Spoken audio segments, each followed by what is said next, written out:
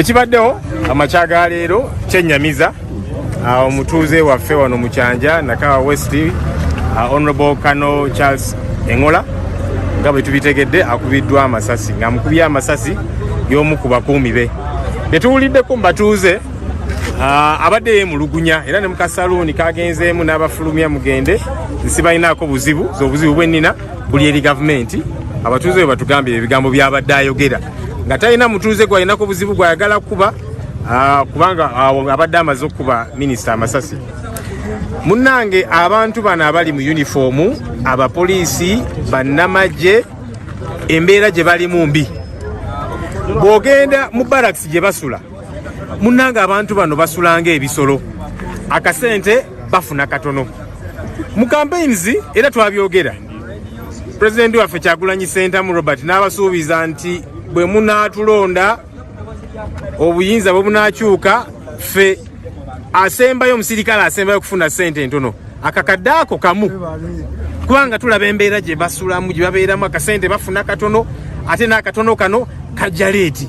Kati ebizibu ono bwe tuwulidde abadde ayina nga akasente kabadde tekannajja ayina ebizibu bali bubi. Munnaye tugenda naffe ne twebuuza oluusi abantu bano batukakkanako ne batukuba toyina kyamaanyi kyokoze kiri awo oyagala kwekalakasa mirembe. Juzi nategeka wano omupiira nga tuli ekiwaatule ne bajja nga bakuba buli omu ne bebuuza abantu bano obusungu buvaawa n'akukakkanako naggunda nga akuba omusota. Obusungu wali we buva avudde ewaka omukyala amusabye ez'akameeza teziriwo abaana babagobye ku ssomero bali awo batudde abamu n'abakyala munnange baanoba n'agamba owaaye musajja atasobola tulabirira ffe katuteme tugende awalala. Bayita mu buzibu obw'ekitalo kaakati bavudde okuba ffe abali mu opposition n'abantu ba bulijjo baga nti abantu abatuliisa akakanja oba oli awo be bano ekyennaku ekyennyamiza. So kyannaku nti Honorable Sam Engola afudde naye katusuubire nti gavumenti ensonga zino ejja zitwala nga ziri serious. Abantu bano tutandike okubalabirira bannayuganda bannaffe bataata baffe bamaama baffe bannyinaffe tubaneiba tubawasiza batuwasiza naki bannayuganda ngaffe bafiibweko. Onabadde mutuuzeewo mu kitundu ky'okonstituency bwenga omuntu ekibyomwogerako byomumanyiko.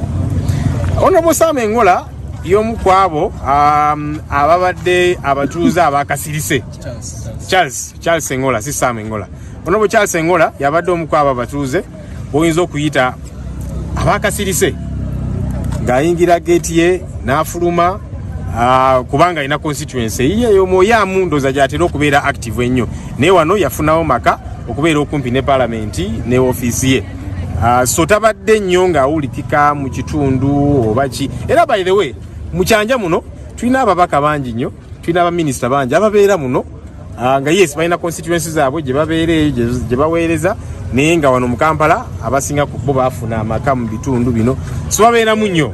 Okay, so oba oli awo tebabadde buzibu kubanga neba nga tuwulira nnyo buzibu kye bagamba oba muyinako kino oba ki ng'ayingira n'afuluma naye kaakati ab'omu nju yabadde bamukuuma nga be balina obuzibu ate munnange oyo omukuumi of course tujja tegeera ng'amaze okunoonyereza oba oli awo ayinza okuba tabadde na buzibu noono nga ye naye ng'agamba nti ono kaakati minisita mu gavumenti etuliisa akakanja etatulabirira esasula akasaala akatono ate kajja leeti n'asalawo obusungu bwe abutunuuliza ono naye byonna tujja bizuula.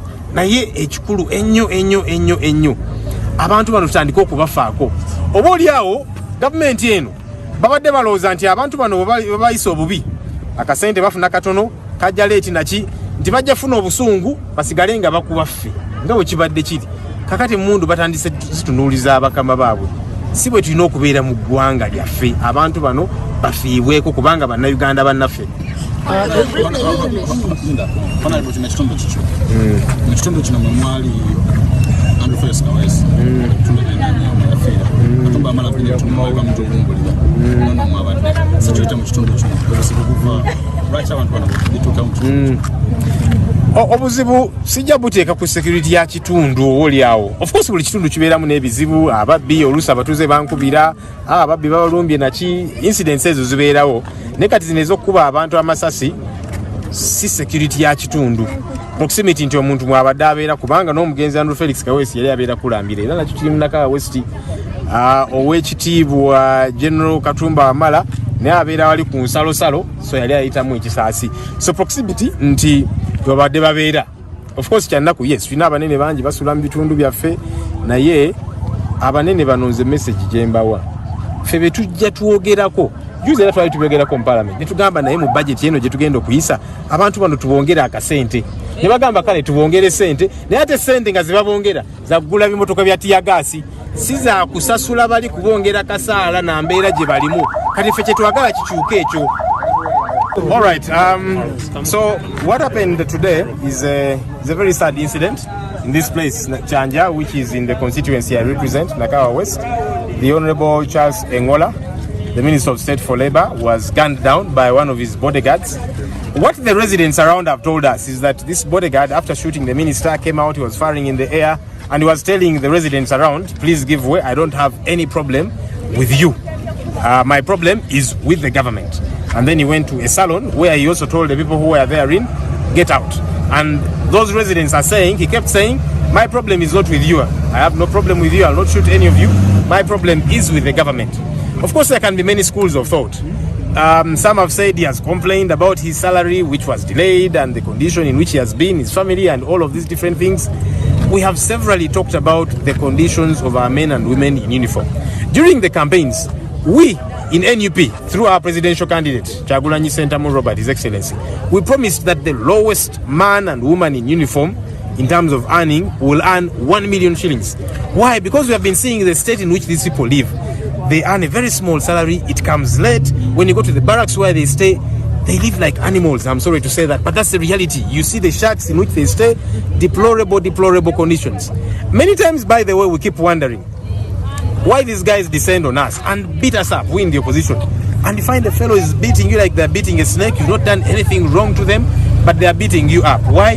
They are angry because of the way they live, okay? But now, they've begun to turn the guns to those perhaps whom they think these are the people responsible for our poor state of living. It's possible this bodyguard might not have had anything personal as an issue with the Honorable Charles Engola. Maybe he saw him as a representative of the government or whatever the case might be. But this is a clarion call. Let's begin to take care of these people. In Parliament, many times we make noise about the budget and we say, let's increase the police and the army budget. Not for them to buy tanks and all of these different things, but to take care of these foot soldiers. Their budgets, they always insist on increasing it.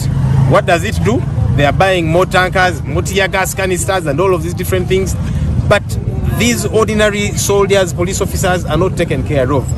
And this situation sadly might continue to happen for as long as we do not address that issue. We must begin to take care of these people.